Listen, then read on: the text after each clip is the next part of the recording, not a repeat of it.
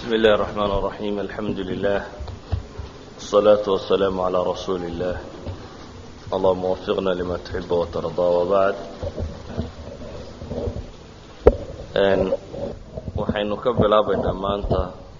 muslimiinta oo galay shacab Abi Talib qisadan ku saabsiisan go'doomiska iyo nimankii Quraysheed inay isugu tageen inay go'doomiyaan nabiga calayhi salaatu wasalaam oo culamaa taariikh qaabka u dhacday ay riwaayad kala gagadisan ka soo arooriyaan laakiin xaadisadani inay dhacday riwaayadka soo aroorinaya ee tirada badan leh saxiixa qaar badani maaha laakiin asalku inuu jiro oo qisadani ay jirto waxa tilmaamaya xadiis Bukhari ku yaala xadiiskaasi Bukhari ku yaala waa ka nabigu calayhi salaatu wasalaam ku tilmaamaya meeshii la isugu dhaarsaday wuxuu nabigu ku tilmaamayaa taqaasamat fiihi quraysh cala alkufr ama taqaasamu cala alkufr inay ku sameeyeen meesha la yidhaahdo khayf bani kanaana xadiidka markaa asalkiisasi saxiixa ah waxa uu sheegayaa meesha ay ka dhacday heshiiska kani khayfna imaamu nawowi raximahullah wuxuu leeyahay muxasab iyo khayf iyo abtax iyo batxaa wuxuuba waa isku meel qura ayaa magaca wada le buu leeyahay xadiidku waxa uu tilmaamayaa markaa nimanka quraysheed inay isugu tageenna meel go-aanna ay ku qaateen in nebiga calayhi salaatu wasalaam iyo wixii raacaba in la go'doomiyo nebiga calayhi salaatu wasalaam iyo wixii raacsiisanba waxa tafsiilka ama qisadaasi si balballaadhan inay u soo aroorto waxaa soo arooriyay axaadiis mursala abilaswad iyo zuhri iyo niman lamidi ay soo arooriyeen axaadiistaasi mursalkaahi waxay sheegaysaa tafaasiil ku saabsiisan muslimiintu inay galeen shacbu abi aalib laakiin waxaynu leenahay asalka xaaditadu inuu sugan yahay waxa sheegaya imaam albukhaari markaynu isku soo ururinno axaadiistaa kale waxa ay sheegaysaana wuxuu macnihiisoo dhammi yahay in ay nimankii gaaleed dhowr goor ka codsadeen nebi moxamed calayhi salaatu wasalaam inuu joojiyo warkan uu diiday inay u tageen abi aalib iyo kooxda tan oo yidhaahdeen ninkan ka joojiya ay suurtoobi weyday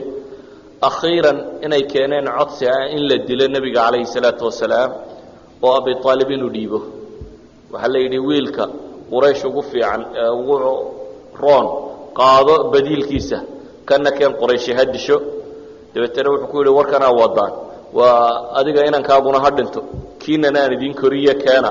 saasi weeyaan warkaa wadaane marna ma aqbalayo tii markii la isku afgaran waayeyna quraysh waxay qaadatay go-aan ah in la go'doomiyo reer banu haashim ama reer banu cabdilmualib oo reer banu haashimna la socdaan baa la yidhaahdaa muslimkoodii iyo kaafirkoodiiba wuu israacay waxaana lagu heshiiyey inaan nebi moxamed marnaba la dhiibin calayhi salaatu wasalaam gaal iyo muslimba saasay isku raaceen nebiga iyo waxoogaaga muslimiinta la joogayna waa raaceen bay leeyihiin qisaskaasi say soo aroorinayaan markaasi waxay galeen meel xaafadaasi ayay wada galeen qurayshi markaa waxay ku heshiisay kow inaan lala fadhiisan inaan wax laga gadanin inaan wax laga gadin riwaayadka qaarkood waxay sii sheegayeen inaan guryahooda la gelin inaan hablahooda la guursan yacni go'doomin dhammaanteed muqaataca rasmiya ama go'doomin dhammaanteed in lagu wada sameeyo go'doomintaasi waxaa la yidhahdaa dhowr sannadood ayay socotay oo nebiga calayhi salaatu wasalaam iyo kooxdii raacday iyo reer banu haashim oo dhan dhowr sannadood ayaa go'doomiskaa lagu hayay ilaa iyo ay gaajadu adkaatay oo saamaha la cunay oo dhib oo dhamme ay soo dhacday qisaskaa markaynu isku soo aroorino iyagu waxay ku gabagaboobayaan 2 sano ama 3 sannadood inuu meeshaasi ku jiray nebiga calayhi salaatu wasalaam iyo ciddii la socotay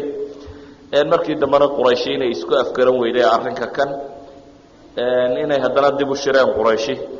oo ay yidhaahdeen war sidaani si fiican maahee saxiifadda aan burino yacni heshiis baa markii hore la qoray kacbada la dhigtay oo u qoran quraysh oo dhan oo in sidaa lagula dhaqmaa mar dambe isku waafaqeen in heshiiskaasi la buriyo heshiiskii markay rabeen inay buriyaan riwaayadkaasi waxay sheegeen inuu nebigu waliba u sheegay calayhi salaatu wasalaam heshiiskay qorteenba in aboor cunay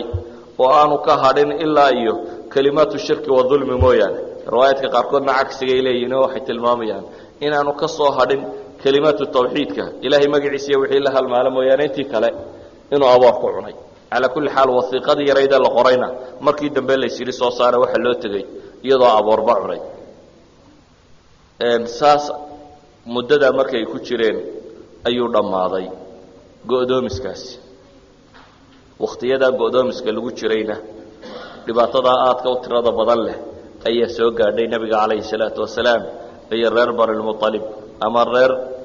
banu cabdilmualib ama banu haashim ba iska wada dheh kutub taariikh si akram diyaa ilcumari xafidahu llahu soo aroorinaya isagu wuxuu leeyahy qisada tanina inay wakhtigaas soo aroortay baa laga yaabaa qisada aynu soo saaree hore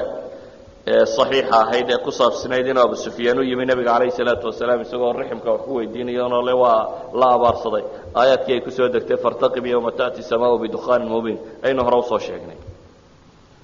wakhtigii go'doomiskaasi dhammaaday muddo yar kadibba waxaa nebiga soo haleelay calayhi salaatu wasalaam inuu geeriyoodo odaygii nebiga ilaalinayey ee axaadiista saxiixii ku soo aroortay abu aalib inuu nebiga ilaalin jiray oo u cadhoon jiray oo u hiilin jiray intaba saxiixu lbukhaari iyo muslimba waa ku sugan yihin odaygaasi markii uu geeriyoonayey ee naftu ka baxaysay ayuu nebigu wuxuu isku dayey inuu in badan la jeclaysto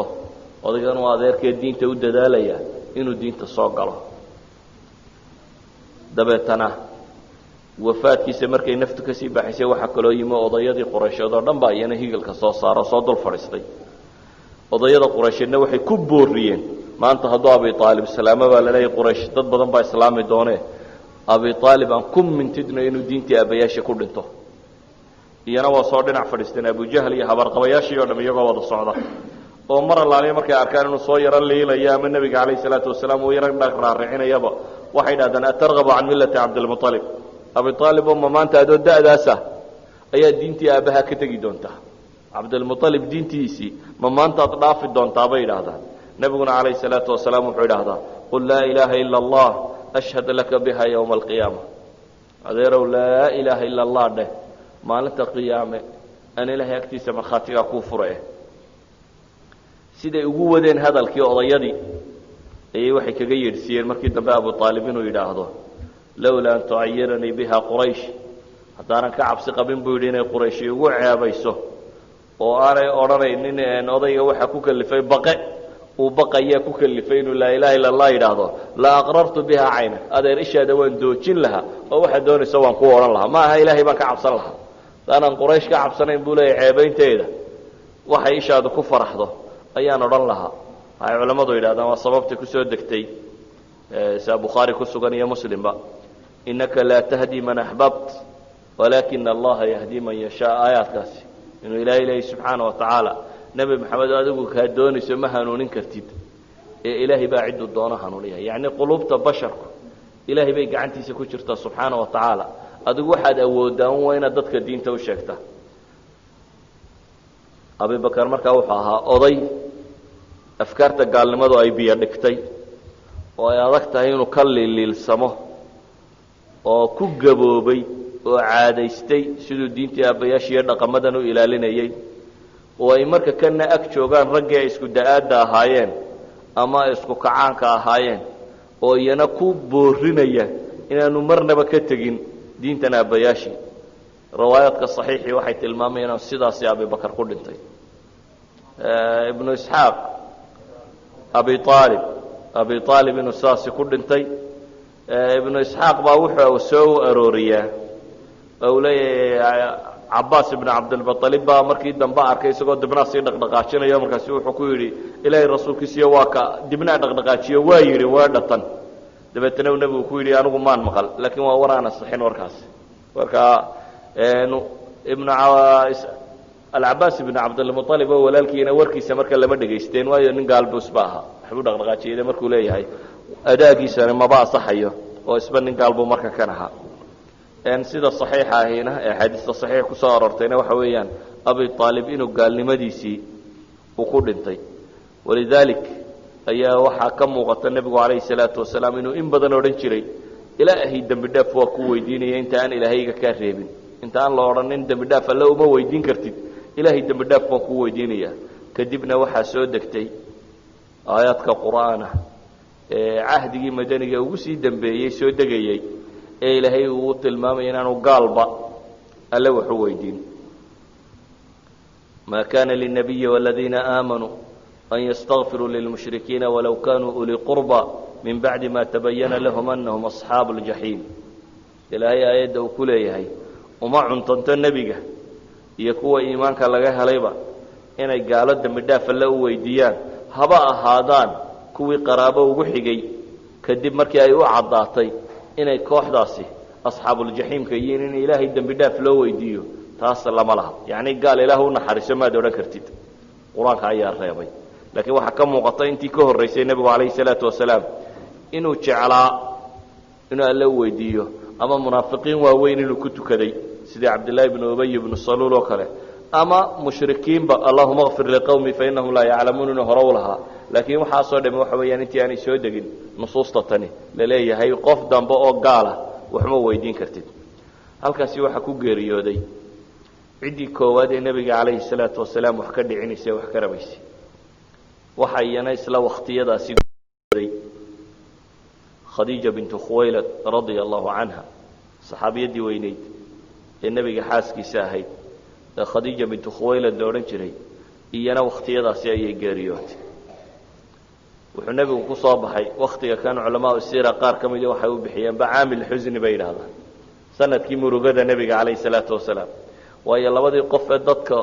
ugu waxka celin badnaa ee uu ahaa sanadkiisa ama cidda uu ku tiirsan yahay ayaa geeridii mar wada timid oo labadaasiba sanadkaas bay baxeen baa la yidhaahdaa taasi waxay keentay inuu nebigu tijaabiyo calayhi salaatu wasalaam bal inuu isku dayo dacwadatan meel kale oo ay saldhigto inuu raadiyo ama markas kale oo uu dadka uga gargaari karo oo diintu ay saldhigi karto inuu raadiyo markaskan kale iyadana haddaynu u noqonno qisaska ku soo arooray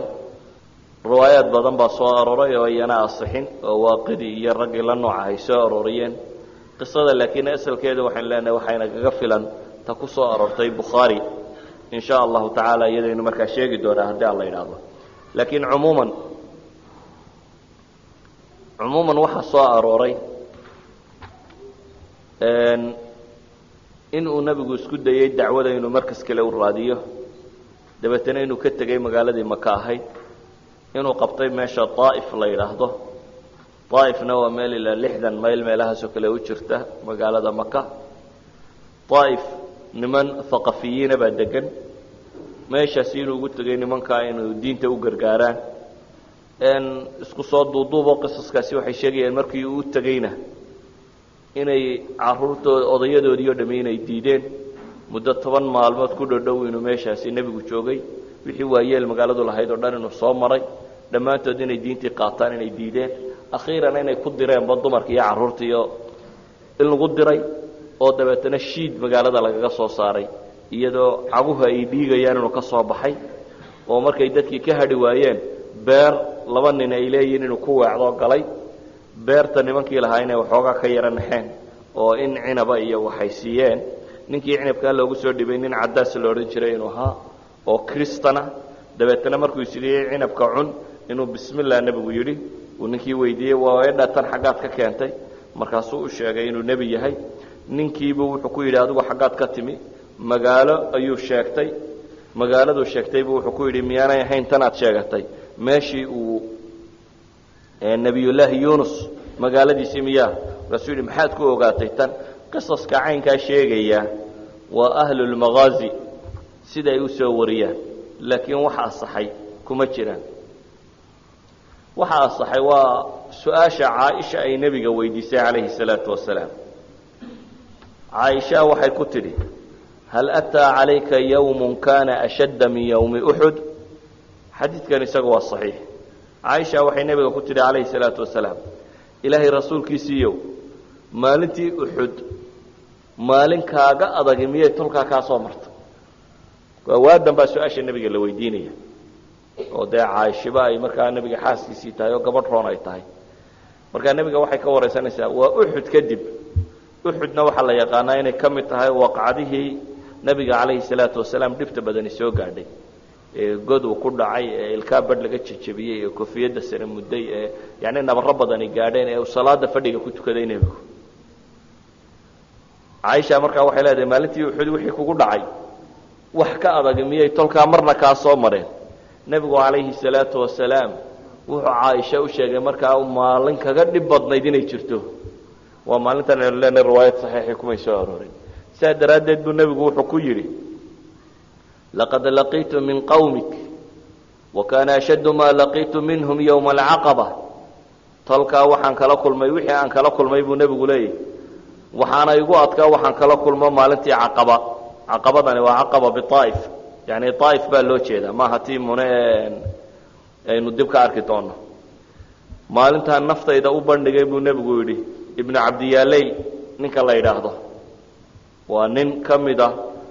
reer bani haqiif akaabir aa'if ama aa'if waa yeelkeedii ugu waaweynaa nin ka mid ah maalintaan ninkaa usoo bandhigay buu leeyahy diinta iyo inuu taageero falam yujibnii ilaa maa aradtu oo wixii aan u sheegay ama aan ugu yeedhay igamu aqbalin buu nebigu yidhi calayhi salaatu wasalaam fainطalaqtu waana mahmuumun calaa wajhi dabeetana waan ka tegey buu yidhi aniga oo tiiraanyaysan oo fakeraya oo warwaraya mahmuuma ayaan dhaafay buu leeyo hore uun isaga socday falam astaf wuxuu nebigu tilmaamayaa maan anigoo isla hadlayo yacnii hamiyeysan oo murugaysan baan dhaqaaqay uun maan miiraabin buu nebigu leeyay ilaa biqarni thacaalib meesha la yidhaahdo mooyaane qarnu thacaalib waa meeshan miiqaadkii qarni lmanaasil la yidhaahdo waa dadka xajka ku soo socda ee najid ka yimaada halka miiqaadka ay ka soo xidhaan xajka waa meeshaas nebigu wuxuu leey waan iska dhaqaaqay uun si aan u murugaysnaa maan ogaanin meelaan marayaba maan garanin ilaa iyo inaan soo gaadhay mooyaane meeshaasi la yidhaha qarnu thacaalib markaan meeshaa marayo ayaan madaxa kor u qaaday buu yidhi saa waxaan arkay buu nebigu yihi daruur ihadhaynaysa daruurtii baan sidaa u egay buu yidhi mise waa jibriilba jibriil baa markaa ii dhawaaqay malakuljibriil wuxuu igu yidhi buu yidhi ina allaha caza wajalla qad samica qawla qawmika lak ilaahay subxaanahu watacaala waa maqlay tolkaa wixii ay kugu yidhaahdeen iyo waman radduu calayka iyo wixii ay jawaabkaaga dhigeenba ilaahay waa maqlay waqad bacata ilayka malaka aljibaal lita'murahu bima shi'ta fiihim waxa alle uu kuu soo diray buu jibriil igu yidhi buu yidhi nebigu calayhi salaatu wasalaam malagga buuraha xukuma kaas baa ilaahay kuu soo diray si aad u amarto waxa aad doonto jibriil intaasuu ii sheegay buu nebigu yidhi calayhi salaatu wasalaam dabeetana fanaadaanii malaku ljibaal wasallama calay waxa isna ii yeedhay buu yidhi malagii buuraha oo isalaamay dabeetana wuxuu igu yidhi buu yidhi yaa muxamed ina allaha qad samica qawla qawmik lak wa ana malaku ljibaal waqad bacanii rabuka ilayk lita'muranii biamrik famaa shi'ta waxaan ahay buu ku yidhi malagii buuraha ilaahay baana ii kaa soo diray inaan adiga kaa amar qaato maanta waxaad doonto ifar haddaad ifarto an aطbaqa calayhim ilakhshabayn haddaad doonto oo aada ifarto akhshabaynku waa laba buurood oo maka dhinacyada kaga yaala haddaad tidhaahda labadaa buurood reer maka intaad qaaddo dusha ka saar waan ka saaraya nabigu calayhi salaatu wasalaam markaas buu wuxuu ugu jawaabay bal arju an yukhrija allahu min aslaabihi man yacbud allaha waxdah laa yushriku bihi shaya may buu nebigu yihi calayhi salaatu wasalaam weli waxaan ilaahay ka rajaynayaa inuu dhabaradooda ka soo saaro man yacbud allaha waxda laa yushriku bihi shaya kuwa ilaahay keligii caabuda oo aan ilaahay cidna ugu shariik yeelaynin in alle dhabaradooda ka soo saaro yani waxaad dareemaysaa nebiga calayhi salaatu wasalaam naftiisa waxa kaga weynay dacwada diintan in dadku qaato walidaalika wixii naftiisa dhib soo gaadhay kabuu fakerin isagoo tilmaamaya ashaddu yawmin calayhi inay tahay maalinta tani maalintii ugu dhib badnayd inay tahay haddana waa ka axaadiista kale bukhaari tilmaamayso man taqama linafsihi weligii nebi maxamed nafihiisa uma aargoosan dhib isaga jidhkiisa soo gaadhay kamuu aargoosanin laakiin waxa uu u dagaalamayo waxay inay diintani meel marto oo ay ka soconaysa noqoto maanta muslimiintu laakiin waa cagsiga cid diin dan kale ma jirto laakiin taada ama reerkiina maalinta laga hadlo maalinta dhar iyo dhiishaba waa jabinaysa haddii reerkiina afxumo la soo gaadhsiiyo ama adiga arrimahaaga gaarka ah ay noqoto qadiyadda laga warramaya ama adiga masharaftidaada wax la yeelo maalintaasi wax walba waad ku dagaalamaysaa oo ninkii hebela waxa lagu sameeyey baa laleeyahay haddii laakiin diinta wax walba la yeelo oo cid waliba wax yeesho cid iska xil saaraysa ama iska xil qaadaysa ma jiro waa qadiyadii oo caqsiga isu dabarogtay ayaa muslimiinta maanta in badan la nooshay nabigu calayhi salaatu wasalaam natiisi waxba kama soo qaadinay wuxuu leeyahay weli waxaan ka rajo qabaa in ilaahay dhabarkooda uu ka soo saaro kuwa alla caabuda oo keligii raaca xadiidkan saxiixa baa markaa inoogu filan baynu leenahay daa'if wixii nebiga calayhi salaatu wasalaam dhib ka soo gaadhay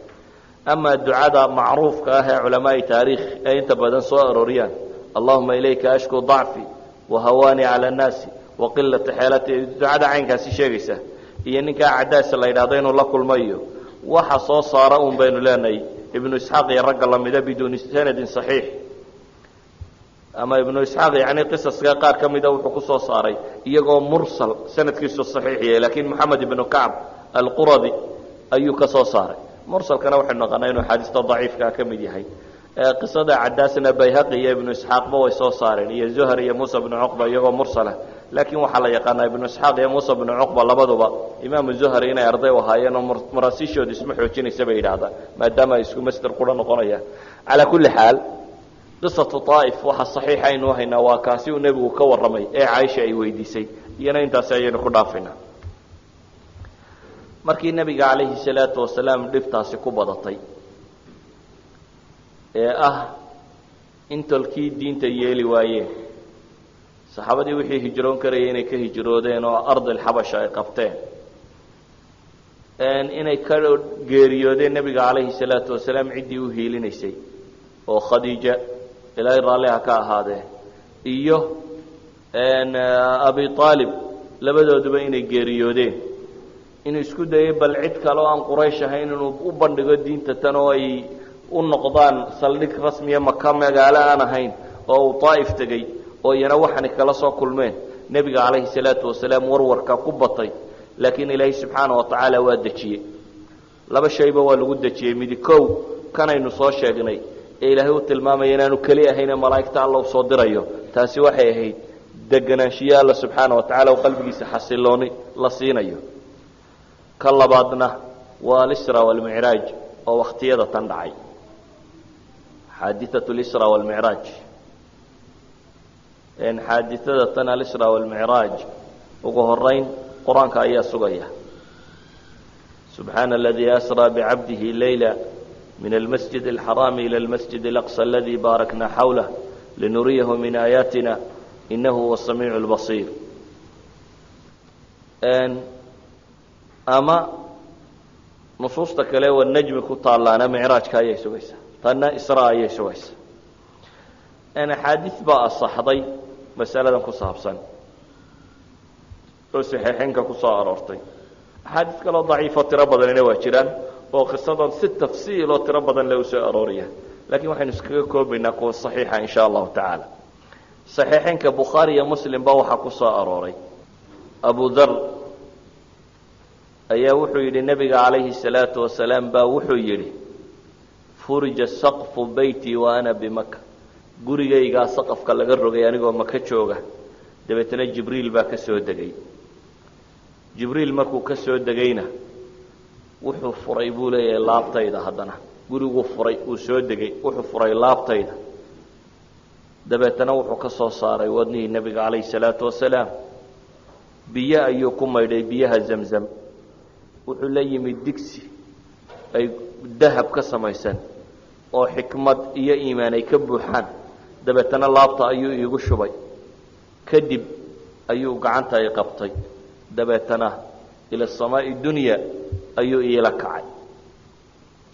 riwaayad kale oo saxiixa ayana waxay ku soo arooreen xadiidkan wuxuu sheegayaa gurigiisii nabiga calayhi salaatu wasalaam riwaayad kale oo saxiixa ayana waxay ku soo arooreen meesha nabiga laga dheelmiyey inay ahayd masaajidka masjidul xaraam aw fil xutayb ama xijrigaba inay ahayd masaajidka waliba meel ka sii midax inay ahayd oo halkaasi laabtiisa lagu furay oo lagu maydhay laakiin riwaayadkaas oo dhan waxa lagu jamcin karaa bay leeyihiin culimadu jamcu waa suurtagal buu leeyahay akram diyaa al-umari xafidahullah waxaanu tilmaamayaa in markii hore guriga laga soo saaray dabeetana la keenay masaajidka dabeetana masaajidka shaqadan ay ka dhacday waayo axaadiista qaarkood baa waxay tilmaamayaan biyihii lagu maydhay inay ahaayeen maxay kuwa zamzamka laabtana ilaahay subxaana wa tacaala inuu xikmad iyo iimaan loogu shubay iyadoo bay culimmadu leeyihiin xaadisadan ay ahayd diyaarin loo diyaarinayo israha iyo micraajka iyo makhaawifta uu arki doono inaanu hadhow ka nixnixin ayaa loogu sii talagalay qalitaankan hore lagu sii sameeyey waataynu idhi markaa laba goorba qalitaankani dhacay markuu yaraa aynu hore uga soo warranay iyo hadda oo markii labaada masaa'ilka caynkana khaariqaana ilaahay waa awoodaa subxaana wa tacaala markaa wax muran badan la geliya maaha haddii axaadiis saxiixa ay ku sugnaatay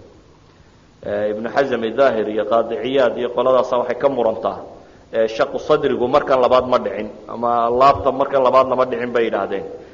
isnaadka bukhaari nin ku jiro shariik la yidhaahdo ayay qadiyaddu isku dabarogto masaladan ta sheegtay bay iyagu tilmaamaan laakiin waxay culimmadu leeyihiin israa iyo micraajka waktigeeda in laabdilaacu dhacay axaadiis saxiixeynka ku jirto kale ayaa tilmaamaysa aanu sanadka kuba jirin ninka shariik la yidhahdo markaa wax looga doodo oo muran badan loo geliyaa ma jirto nabiga calayhi salaatu wasalaam waa la kaxeeyey waxaa la saaray buraaqa bahal la yidhaahdo buraaqadu waa daabad sida axaadiistu ay ku tilmaamayso ama saxiixulbukhaariga sida ku sugan baqashana ka yar dameerkana ka yaro weyn daabad dameerkana ka weyn baqalna ka waaban oo cad bay ahayd baa la yidhaahdaa baqashaasaa laga saaray maka ilaa iyo bayt ulmaqdis ama filistiin meesha iminka loo yaqaano bayt ulmaqdis ilaa halkaas baa la geeyey halkaa buu ambiyada ku tukiyey nebigu calayhi salaatu wasalaam axaadiista saxiixiina ay tilmaamaysaa inuu hay-aadkii ambiyada uu ka warramayey halkaas baa dabeetana laga dheelmiyey oo loo dheelmiyey ila asamaa'i saabica ilaa iyo samada toddobaad samooyinka kaleo dhanna wuu sii maray halkaas buu kula sii kulmaysay axaadiista saxiixii sheegayso aadam dabeetana nebi yuusuf idriis ciise yaxya bnu zakariya haaruun muusa ilaa samada toddobaad uu kala kulmay nebiyullaahi ibraahim waxay kaloo axaadiista saxiixii sheegaysaa inuu meeshaasi maqlay sariifu aqlaami almalaa'ika qoraalkii ay malaa'igtu wax qoraysay qalinka sanqadhiisa xataa inuu maqlayay halkaa ayaa nebiga calayhi salaatu wasalaam laga soo faray 50 salaadood dabeetana kolba markuu la soo socdo nebi muuse markuu la marayo uu nebi muuse lahaa war kula noqo oo alle subxaana wa tacaala ii khafiifi dheh ilaa iyo laga dhigay 5 salaadood axaadiistaasi saxiixii waxay kaloo sifaynaysaa inuu tegey geedda la yidhaahdo nebigu sidrat ilmuntaha geeddaasi sidrat ilmuntaha oo geed gob oo kale ah oo nabaqeeda ama midhaha ka baxaana miluljaraab yacni kuusadahan jalxadaha biyaha lagu shubto oo kale midhaheedu ay laaleekaayeen caleenteeduna caleentii gobka lagu yaqaanee yaryaraydna ay ahayd mila aadaani ilfiila siday axaadiista saxiixay tilmaamayso dheg maroodi caleentiisuna geed ay laaleekayd waxyaabuu nebigu sifeeyey habeenkaasi waxaa ka mida uu soo arkay fi samaa'i saafica albeyt almacmuur guri la yidhaahdo guriga camiran oo malaa'igtu ay ku xajto gasho oo dhaafto oo kolba 70 kun oo malag ay soo galaan aanay dib ugu soo noqonaynin waxyaabuu nebigu soo arkay waxaa ka mid ah nahru kawthar webiga uu alla nebiga siiyey calayhi salaatu wasalaam ee jannada ku yaalla ee kawthara oo labadiisa dhinacna ay yaalliin weel tiro badan waxyaabuu nebigu soo arkay calayhi salaatu wasalaam ama waxyaabaha la weydiiyey qisadan ku saabsan waxaa ka mid ah alle ma aragtay baa lagu yidhi subxaana wa tacaala nuurun anna araahu buu nebigu tilmaamay inaanu arag buu sheegay waxyaabuu nebigu maalintaasi sifeeyey uu soo arkay waxaa ka mid ah webiyada jannada oo uu 4 ku tilmaamay waxyaabuu soo arkay nebigu calayhi salaatu wasalaam waxaa ka mid ah jibriil oo uu ku arkay hay-addii alla uu abuuray subxaana wa tacaala yacni jibriil laba gooroo qura ayuu qaabka ilaahay uu abuuray isagoo arkay markan baa ka mid ahay isagoo 600 oo baal leh baan arkay buu nebigu leeyahay calayhi salaatu wasalaam 600 oo baal leh ayaa laga gaadhay laqad ra'a min aayaati rabbihi alkubra waxyaabaha kale alla soo tusiyey subxaana wa tacaala waxaa ka mid ahaa dadyow kuwa dadka xanto oo kale oo cidiyo nuxaasale oo laabtooda iyo wejiyadooda ku faydaya waxyaabuu nebigu soo arkay calayhi salaatu wasalaam waxaa ka mid ahaa in loo keenay weel khamri iyo caana ku jiraan oo caanaa doortay nebigu calayhi salaatu wasalaam oo uu jibriil ku yidhi fitradii baa dooratay waxyaabo badan bay ka warramaysaa nusuusta saxiix iyo noocaasi oo kale ka mid ah ama qisadu sidan ay munfasalka u tahay halkuu ka baxaya halkuu maraydaa axaadiista ka warramaysa inta badani waa daciif waana shubhul qasaasiinku sida ay uga warramaan laakiin axaadiista saxiixayn ku soo aroortay iyagoo kala go-an ayay qisaska kan waxyaabo ka mid ah ay tilmaameen markii uu nebigu ilaahay uu dheelmigaasi ka soo celiyey ee uu ka warramay uu yidhi xalayto ayaan baytulmaqdis tegey oo dhaafay oo 7 sano tegey oo dhaafay oo soo noqday markuu yidhi muuminiintii badh ka midii waa rumeeyeen mushrikiintiina waa beeniyeen xadiidka bukhaari ku yaalla wuxuu nebigu leeyahy calayhi salaatu wasalaam ama xadiis saxiixa wuxuu ku tilmaamaya laqad ra'aytunii fi lxajr wa qurayshun tas'alanii can masraayi waxaad arag buu nebigu lahaa anigoo xijru ibraahim fadhiya oo qurayshina ay weydiinayso oo meeshaan maray iyo dhulkan ka baxay oo ay weydiiyaan meelo ka mida baytulmaqdis oo aanan sugin markaa meelo aanan si fiican u garanayn intuu garan karaa qof habeennimo soo galay baytulmaqdis isla habeennimadii ka baxoo soo dhaafay intee buu garan karaa meesha iyana waxay damceen markaa inay itixaamaan oo ay weydiiyaan baytulmaqdis siduu u eg yahay iyo rukumadiisa iyo meeluhu iska dabeetana fakaribtu kurbatan maa karibtu milahu qatu buu nebigu yidhi markay meelo aanan garanayn ama aanan isha ka suganin lay weydiiyey buu nebigu yidhi waan naxay ama waan baqay baqa aanan weligay baqin farafacahu allahu liya andura ilayh ilaahay baa dabeetana iga fayday buu yidhi oo meeshii i tusiyey ma jirin buu leeyahay meele ay weydiiyaan ilaa yanaba'tuhum bihi waan u warramaa ilaahay baa xijaabka iga fayday buu leeyahy isagoo halkiisi iska fadhiya ayaa ilaahay tusiyey baytulmaqdis halkii la weydiiyaba kaanama t v loo furay oo kale suuradun buu arkaa un dabeetana waa taa caynkaa iyo caynkaasun baan idhahdaa buu yidhi nebigu calayhi salaatu wasalaam meel kastoo la weydiiyaba waan ka jawaaba un ila ilaahay baa subxaana wa tacaala ii furay mushrikiintii way ku fitmoobeen qadiyadda tan oo qaar ku sacabatunta iyo qaar yaabo iyo qaar gacanta madaxa saara nooc walba way yeesheen laakiin haddana way dafiri kari waayeen kadib markii uu nebigu calayhi salaatu wasalaam in badan waxay u sifaynayeen oo dhan ama waxay weydiiyeen oo dhan uu sideedii u sheegay axaadiista saxiixa ee asaxday waxay kale oo tilmaamaysaa xataa shubahaadkii meeshan lagu soo arooriyey ninkii wuxuu wadaba maantuu yidhi meeshaynu bisha safar ugu maqnaan jirnay billa laga soo noqon jiray ayaaban durduro ku tago dabeetana cirkaan uga sii kacay ayuu sheeganayaa taasi waxay keensatay xataa dacaaf iliimaan dad ka mid ah inay ridoobaan inay diinta ka noqdaan dad iska ducafaa-uliimaan ah oo aan wax badan garanaynin waana qisada bay culimmadu yidhahdaan ay ku sugantay abibakar in la weydiiyo abibakar bay u yimaadeen waxay yidhahdeen war saaka saaxiibkaa wuxuu sheegtay ma maqashay muxuu sheegtay buu yidhi run buu sheegayo muxuu sheegay ma waxaad rumaysanaysaa bay ku yidhaahdeen markaasi inuu xalay ta guureeyey oo baytulmaqdis tegey oo haddana saaka inala joogo waagu intaanu baryinuu soo noqday ma saasaad rumaysanaysaa bay ku yidhaahdeen abibakar haa buu ku yidhi waayo sidaa wax ka fog baan rumaystaayo waxaan rumaystaa in cirka sare war uga yimaado oo uu dabeetana sheego kaasba waan rumaystaaye baytulmaqdisa dhulka ku taalle maxaanu rumaysan waayey buu abibakar leeyahy samadaa war uga yimaada baan rumaystaye ma baytulmaqdis oo intan ku jirta inuu gaadhi karo وسببت لو بخيه بي علماء tilmaaman markaasi Abu Bakr as-Siddiq waa meesha uu kula baxay dhacdada tan runtii waxay ahayd nabiga kaleeyhi salaatu wasalaam qalbi dajin aad u weyn oo dhibta iyo xusniga iyo mashaakilku la kulmay oo dhan wuxuu ku ilaabo waayo janniya naar baa la soo tusay aayaat ar-rahmaan al-kubra buu soo arkay samooyinka waaweyn buu soo arkay ilaahay qudradiisa iyo awoodiisa soo arkay waxa soo dhamay waxay ku bixinayeen markaasi in uu si xoogoobo oo diinta ku mintido waxa kale oo aad u mudan runtii iyo qisada tan ka dhex mudan inay ahayd shaygii ugu weynaaye la soo siiyay salaad idan kaanama salaadu ay tahay dadka muslimiintii waxa mashkilad iyo dhib haysato oo dhan shayga ay ku ilaabi karaan waayo al-Isra wal Mi'raj waxa ugu weyn uu kala yimid nabigu kaleeyhi salaatu wasalaam waxay ahayd shanta salaadood walidaalika baa culimadu markay tilmaamayaan qiimaha salaada waxay yiraahdaan nusuusta kale ama arrimaha kale oo dhan waxya soo degay ka waramaya salaada laakiin arinteeda markii nabiga loo sheegayay isagaaba la soo qaado xagga sare la qabatiyay awal rasuul baa loo soo diray malakul jibriil laakiin salaada isagaaba la soo qaaday oo xagga sare inta la keenay dabeetana loo soo sheegay nabiga kaleeyhi salaatu wasalaam muhiimadeeda daraadeed walidaalika nabiga kaleeyhi salaatu wasalaam in badan salaada ilaalinayay oo ku mintiday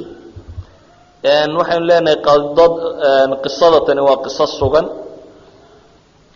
waxaanay ku dhacday biruuxi wal jasad baad ulama baa waxay dhaahdaan waxaan oo dhamriye yahay jirkiisu halkan ka murtagin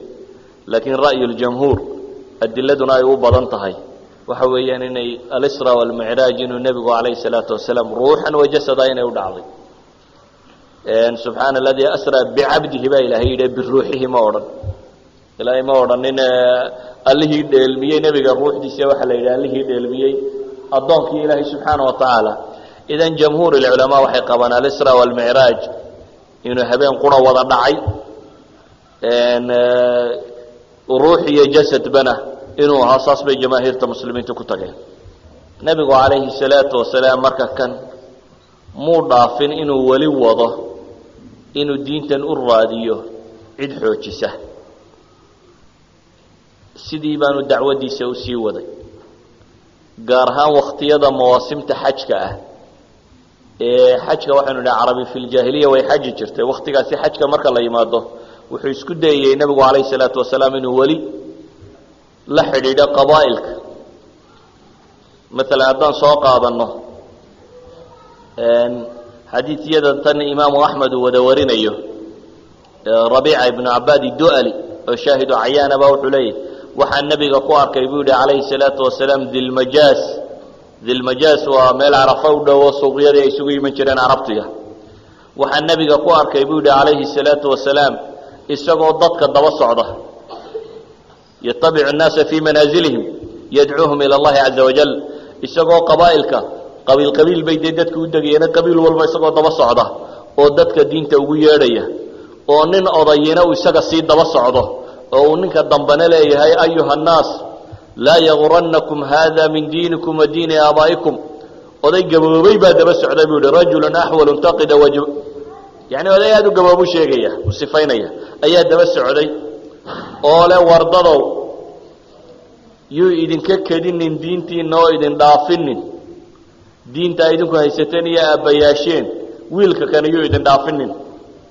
qultu man huwa waxaan idhibuuli war ninka daba socda una warkan ku hadlaya waa kuma qaalu hada abu lahab la idhibuuli kani waa adeerkii abu lahab ninka la yiraahdo weeyaan imaam ahmed baa isnaadeen xasaneen ku soo saaray waa zawaaid abdullah waa kamid zawaaid abdullah musnad imaam ahmed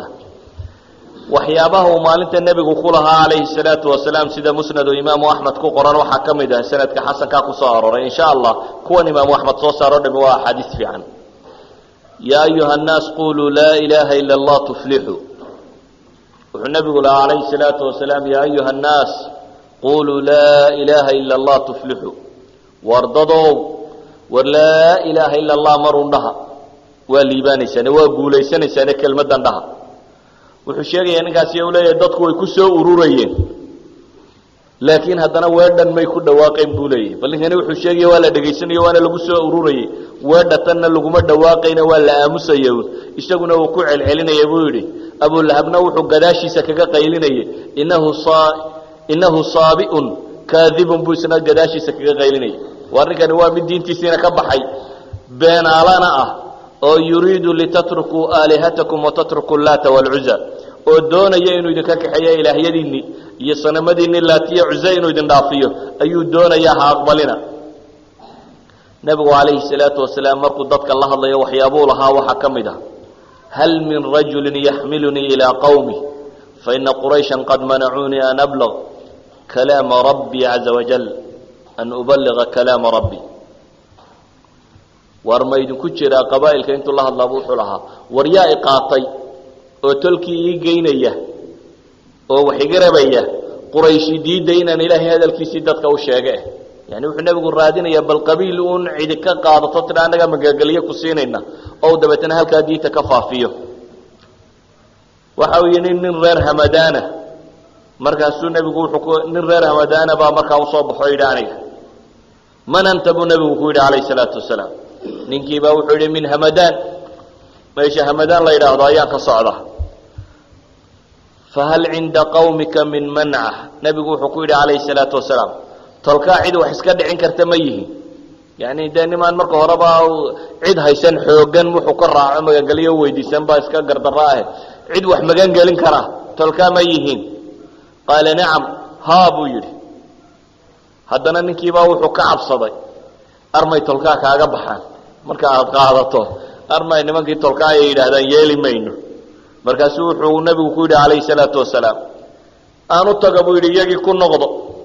oo arrinka u sheegoo ka soo dhaadhiciyo, sanadka soo socda dabeeta aan kugu soo noqdo, markaasi aan ballanno. waayahay buu nebigu ku yidhi calayhi salaatu wasalaam. sidii buu ku tegey ninkii inuu sanadka dambe bal war soo celiyo. imaamu axmed wuxuu kaloo sheegayaa markaas baa waxaa yimi wafdi ansaar ka mid a, wafdun min alansaar ayaa yimi buu leeyahy. ansaar markaynu iyaga dib ugu noqonno, ansaar bicfaad bay soo dirdiranayeen kala dambeeya, laakiin qadiyadooda itisaalka iyaga iyo nebiga dhex maray calayhi salaatu wasalaam haddaynu ka waranno, jaabir ibnu cabdillaahi alansaari radia allahu canhu, musnadu imaamu axmed xadiidka ku suganee xasankaa waxa uu tilmaamaya, nebigu calayhi salaatu wasalaam maka buu joogay buu ihi 10 sannadood oo dadka uu suuqyadooda u daba socday, manaasisha cukaad iyo majanna iyo meesha mawaasimta uu daba socday, ou lahaa man ya-wiini, war yaa i hoynaya uu lahaa, yaa ii gargaaraya, man yansurunii xataa ubaliga risaalata rabbii walahu ljanna. wuxuu nebigu dadka ku lahaa buu yidhi, war yaa i qaadanaya ilaa yaan ilaahay risaaladiisa dadka gaadhsiiyo oo isaguna janno yeesha. xataa ina rajula layakhruju min alyaman aw min mudar kada qaal fayaatiihi qawmuhu fayaquuluun ixdar gulaama qurayshin laa yaftina. xataa buu yidhi nebiguna saas buu halkaa ka lahaa, ninna wuxuu ka yimaadaa buu yidhi yaman ama se mudar, dabeetana markuu soo baxay ninka yaman safarka ka soo socdabaa tolkii waxay kusii yidhaahdaan, war hooy marka aad tegayso maka wiilka quraysheed iska ilaaliyo diintaada kaasi saarine, yaman baa lagagala soo ballamaa buu leeyahy dadka soo socda oo laleeyahy iska sii ilaali. oo uu dadka soo dhex socday iyadoo farta lagu wada tilmaamayo, ilaa iyo buu leeyahay jaabir ibnu cabdillaahi ansaari, ilaahay uu annaga naga soo saaray yatrib ama madiine uu naga soo saaray, yatrib waa magaceedii hore, dabeetana aanu nebiga soo hoynay oo soo dhoweynay oo rumaynay. fayakhruj alrajulu mina fayu'min bihi wayaqri'uhu alqur'aan, oo ninka annaga naga midii uu soo baxo oo uu nebiga rumeeyo oo qur-aanka loo akriyo oo uu dabeetana dib u noqdo isagoo muslima. ilaa iyo ay dhacday buu leeyahy guryaha ansaareed ka midii aanu jirin ilaa diintu way gashay mooyaane. jaabir ibnu cabdillaahi radia allahu canhu wuxuu isdhinac dhigayaa ansaari sida yeeshay iyo carabta kale sida yeeshay.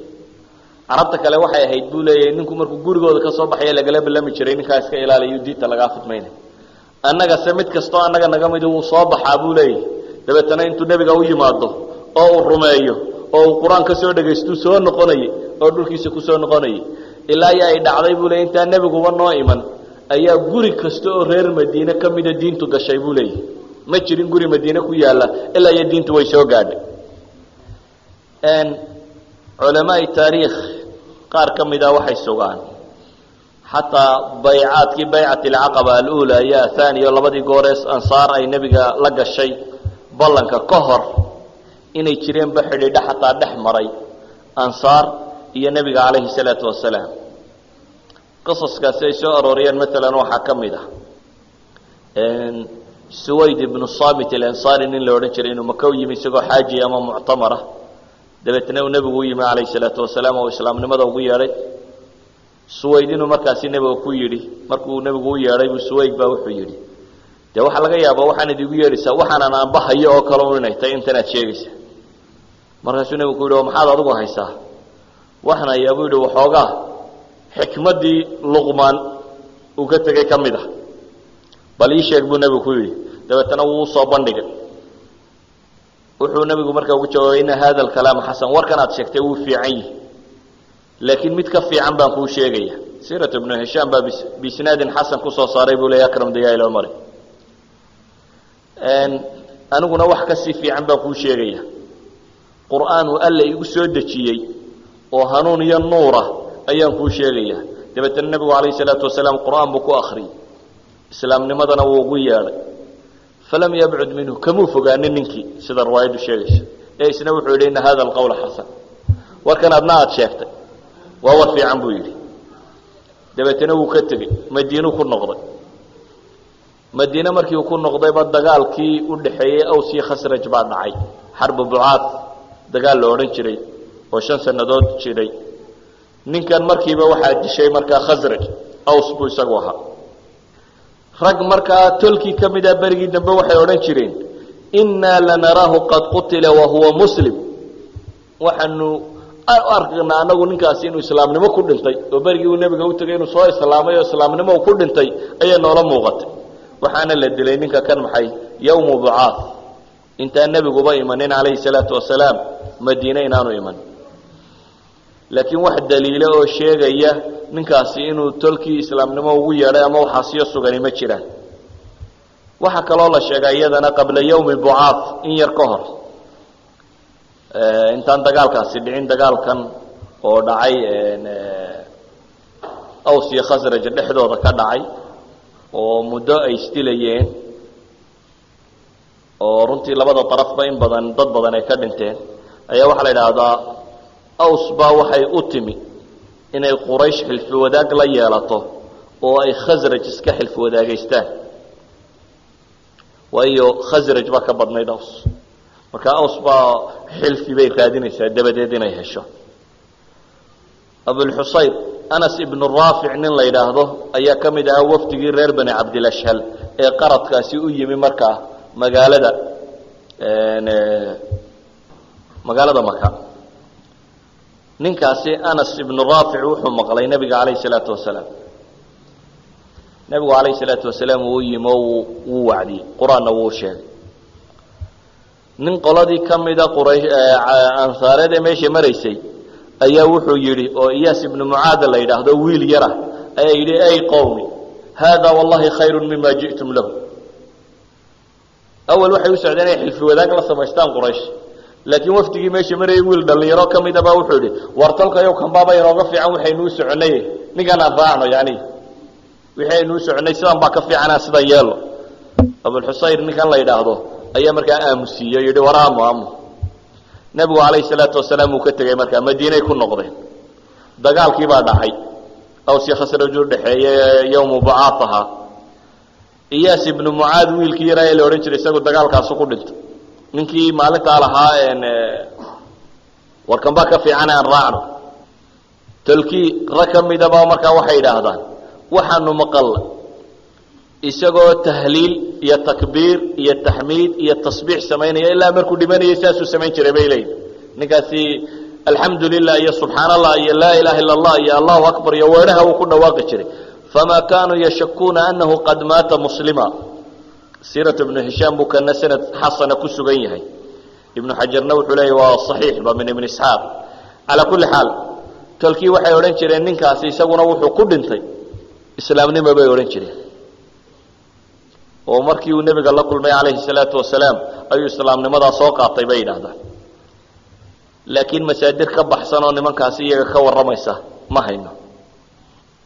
waxaa muuqata uun itisaalkii ugu horreeyey ama ugu weynaaye muslimiinta iyo dhex mara ansaar inuu ahaa mid ay sameeyeen wafd khasraj ka yimi mawsim alxaj caqaba muna meesha la yidhaahdo inay isugu yimaadeen nebiga calayhi salaatu wasalaam inay ku yidhaahdeen inuu nebigu markuu u yimaadeen uu ku yidhi man antum kuwa ma ahaydeen waxay dhahdeen nafarun min alkhasraj reer khasraj koox ka mida baanu nahay amin mawaali yuhuud buu ku yidhi ma nimankii yuhuud la ahaa xilfi wadaagga baatiin haa bay yidhaahdeen ma fadhiisan kartaanoo ma idinla hadli karaa buu ku yidhi haa bay yidhahdeen way la fadhiisteen dabeetana wuu la hadlay islaamnimadu uu soo bandhigay waa xidhiidhkii ugu horreeyey ee ay taariikhda kale sugtaa waa kaas baa lagu tilmaama saa siiratu ibnu hishaam biisnaadin xasan uu ku soo saaray ibnu isxaaqna biduuni isnaad ayuu isna soo saarsaaraya waxyaabo ku saabsan calaa kulli xaal waxaynu leenahay labadaa nin warkooda marka aynu ka nimaadno waxaa kale aynu haynaa baycat alcaqaba aluulaa weeyaan baycadanina waa liqaagaasi waftiga khasrajiyiinta ah oo la yidhaahdo waxay ahaayeen 12 nin wafdigaas oo 12 nin ka koobnaa 10 reer khasraja iyo 2 nin oo maxay reer aws ah 2 nin oo reer aws ah 12 nin ayaa nabiga calayhi salaatu wasalaam heshiis kan la galay macluumaadka haddaynu eegno qadiyadan ku soo arooray riwaayaadka saxiixa ahi soo saareen saxiixaynkaba ku soo arooray iyo ibnu isxaaq haddaynu soo qaadanno cubaadata bnu saamit oo ka mida 12 nin oo isagu hadlaya wuxuu leeyahy waxaan ka mid ahaa dadkii yimi baycadii koowaad nebiga calayhi salaatu wasalaam alcaqaba aluulaa waxaanu ahayn buu yihi 12 nin nebiga calayhi salaatu wasalaam heshiis baanu la gallay heshiiskii dumarka yacni baycadii dumarka oo kale oo baycat alxarbi may ahayn buu leeyahay ee baycadii dumarka laga qaado oo kale bay ahayd waxay ka koobnay inaanan ilaahay u shariig yeelin inaanan waxadin inaanan zinaysanin inaadan carruurtayada laynin inaanan been la imanin buhtaan aanu been abuuranayno min bayna aydina wa arjulina inaanan alle wax macruufa inaanan ku caasinin